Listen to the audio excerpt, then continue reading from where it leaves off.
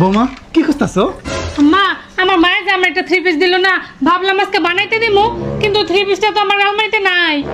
তোর ননদাই ছিল না, আলমারি হাতা পাতা করছে, কইরা দেখছে সুন্দর একটা থ্রি পিস নতুন চকচকা।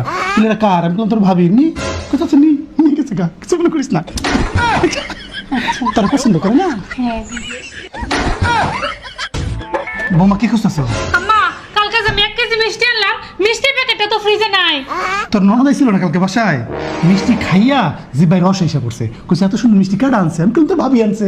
লয়ে যাই, যা লয়ে যা। তোরা পছন্দ করে যেরকম মিষ্টিও পছন্দ করছে, তোর হাতের মিষ্টি না, কিছু মনে করিস না। আচ্ছা আম্মা, কালকে না আপনি বিছনা একটা নতুন চাদর বিছাই দিয়ে গেলাম, আবার পুরানটা বিছাইছেন কে? তোর ননদাই ছিল না বাসায়, আইসা চাদর দেখে পছন্দ করছে, কইলো কেডা আনছে? আমি বললাম তোর ভাবি আনছে। পছন্দ করে লয়ে গেছে, কিছু মনে করিস না। তোরে পছন্দ কর না, ওইরকম আর কি। যা। আচ্ছা আচ্ছা।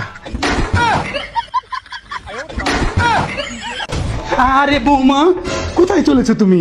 আমার ননদের বাসায়। কেন?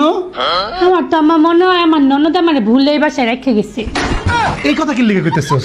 কারণ সে তো তার পছন্দের মিষ্টি, জামা, চাদর সবই নিয়ে গেছে। সে তো আমারও অনেক পছন্দ করে, কিন্তু আমার নিতে মনে হয় ভুলে গেছে। আমার সরেন, আমি ননদের বাসায় যাই।